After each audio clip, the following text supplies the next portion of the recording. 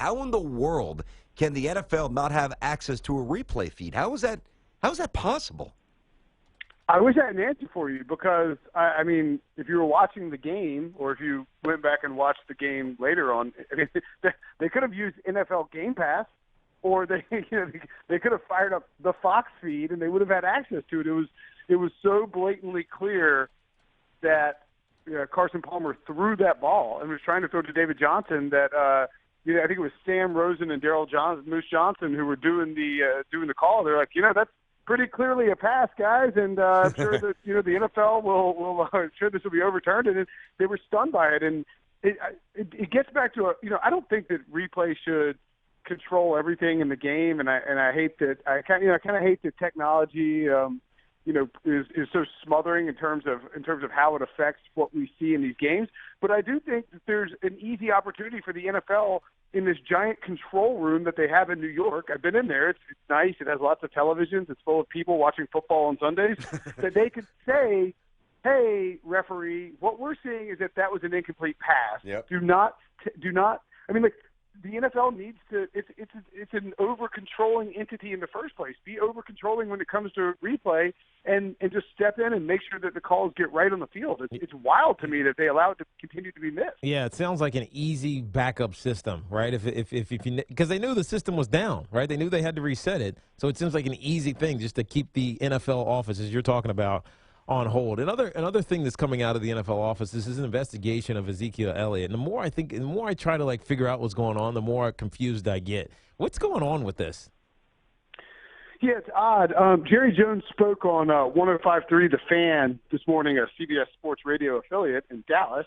And, he said he's not surprised because I know the NFL policy is ultimately to leave any situation open as long as anybody might think there's some other information out there. This wouldn't have happened a few years back because the NFL would go with the legal system. We changed that now. He said he knows of nothing new, and Zeke has been cleared, of course, but I know of nothing new. It is odd. I think, I mean, this is just a harebrained idea, but what might be happening is the NFL saw got some mud on its face for the Josh Brown incident, and is saying, all right, maybe we should be a little more patient with these things moving forward because clearly, we haven't learned our lesson 2 times. Maybe the third time we'll learn our lesson. I just think that they're trying to maybe tap the brakes and not jump to any conclusions because jumping to conclusions has gotten them in hot water with the public over, in the last few incidents when it comes to how they're handling these investigations. And so I guess give them credit for that, but it is a little mysterious that it is taking this much longer when Zeke Elliott's been cleared. Interesting. Will Brinson with us here on Tiki and Tierney, CBS Sports NFL Insider. Speaking about the way the public perceives the way the NFL goes about their business, I'm not sure how I interpret this little nugget of news here with Goodell vowing to review Cam's situation and meet with him. Now, is that partially, do you think, to appease detractors and maybe gain a little equity back, or is that a legitimate olive branch from the commissioner to one of the marquee players to try to get this right, or both? How do you view that situation? Yeah, I think it's probably lip service. There's a lot of lip service in the league. There's a lot of lip service in life. People say things they don't really care about. I think it is good that they'd be willing to meet with Cam, but you saw as soon as Cam said what he said, this report from the NFL, it comes out from NFL.com and on NBC that night, on Sunday night, that 11 other quarterbacks have had more missed roughing the passer penalties than Cam Newton, which congratulations, guys. You're missing all of the calls then. That's really good. I'm glad you leaked that out there. I'm not sure I would have done that. Hey, Will, let me hop in for a sec, Will. I don't disagree with your point. I don't. But just to see the other side, I mean, in essence, what Cam was doing, he was impugning the integrity of the league. Not only the integrity, but also the ability to make the proper call. And I hear you. It seems a little petty. But if I'm the NFL and somebody roasts me like that publicly and I've got data to at least offset some of those claims, why wouldn't I release it?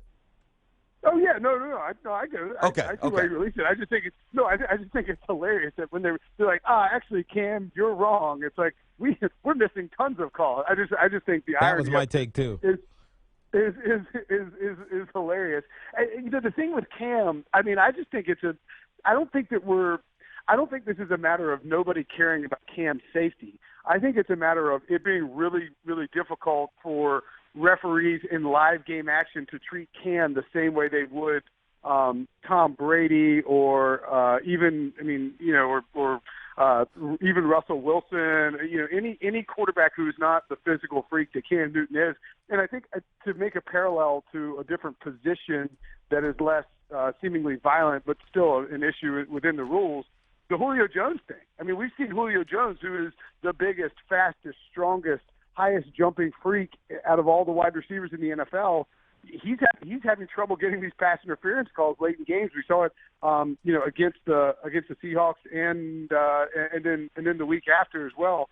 I think what it is it's sort of like a Shaquille O'Neal treatment where they're just not giving these guys the benefit of the doubt because they're bigger, stronger, faster. And if I'm Cam Newton, I want that benefit of the doubt if I'm in the pocket because, when he's in the pocket, it doesn't matter how tall he is, how strong he is, how fast he is. He's the same as any other quarterback, and you can't be diving at his knees. And Matt Bowen of ESPN actually has a really good piece up going back and looking at the pictures and comparing it, and it does look like Cam Newton, isn't getting the benefit of the doubt as it relates to, other quarterbacks taking similar hits. Will, the New England Patriots are so unique, and Bill Belichick is so unique. They jettison their great players because they don't want to pay them in the subsequent years. What effect does getting rid of Jamie Collins have this year, obviously, but to the locker room? What does it mean to these guys? Because they can't believe that this happened. Yeah, I think it's fascinating to see this play out. And look, any other coach and any other organization, and we're roasting for it. If this is going the other way, and the Browns send Jamie Collins to the Patriots for a conditional third-round pick, we're like, what's wrong with you, idiots? Yeah. But I do think that with you look at the factors here. You have all this talk about Collins sort of freelancing. I actually posted a story from an interview that was done this offseason with the magazine in Boston. It's up on CBSSports.com, I think. But they asked Jamie Collins whether he likes to watch college football or pro football. He's like, I don't really like watching football. He's like, I'd rather just kind of hang out and play video games. And then so you have kind of you wonder if that factors into the tape study, and then you have the willingness to freelance on the defense, which goes against the do your job credo. You also have the monetary factor. They're going to have to pay Donta Hightower and they're going to have to pay Malcolm Butler. They weren't going to be able to pay everybody. And then you sort of wonder if Belichick isn't sending a message to his locker and saying, look, you guys, I don't care when you got picked. I don't care how much you think you're going to get paid. This is a defense that's underperforming, and here in New England, we don't care what your name is or what you're worth. We care about you doing your job, and it'll be interesting to see how the defense responds. Yeah, I'm quite sure they're going to respond with 5 straight shutouts. I mean, would you expect anything else at this point, Will? It is what it is. No, I mean Tom Brady. I wrote on Sunday. Tom Brady, for me right now, he's only played 4 games. He's the MVP. Yeah, of course. 39. I mean, they're the best team in football, and it's not even close. We've kicked it around as well. You throw Derek Carr in there, Matt Ryan. I hear you. Got to keep an eye on Von Miller as well. Final thing for me, trade deadline today, 4 p.m., obviously in line with the Jamie Collins stuff here. Anybody who watched the Vikings last night, there's just no way you can emerge from that game thinking that they could do anything big with that offensive line. You hear Joe Staley, you hear maybe Joe Thomas, obviously receivers, Torrey Smith, couple of corners, Joe Hayden's been thrown out there. Anybody get moved today of significance? What else happens?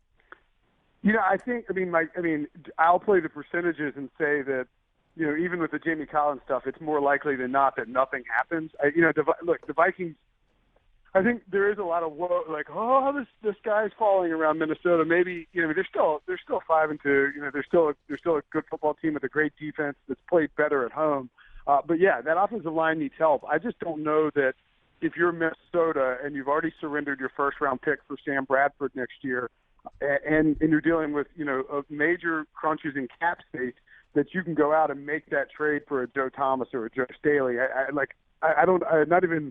Is it a smart move to make? I think in a vacuum, yeah, you make it, but I don't know if they can conceivably make it without doing some serious, renegotiating and all of that. I mean, I'm sure that they could wiggle into it, but at the end of the day, I bet we don't see any big names get moved just because it seems to be how the NFL operates outside of this one random Jamie Collins blip. You're probably right. I almost look at it differently, though. If you're going to give up, which they obviously did, a first-round pick for Bradford, to me, you're pushing all your chips in the table, pushing a few more. I mean, if you're going to try to win now and you already maxed out with a first-round pick for the quarterback, why stop?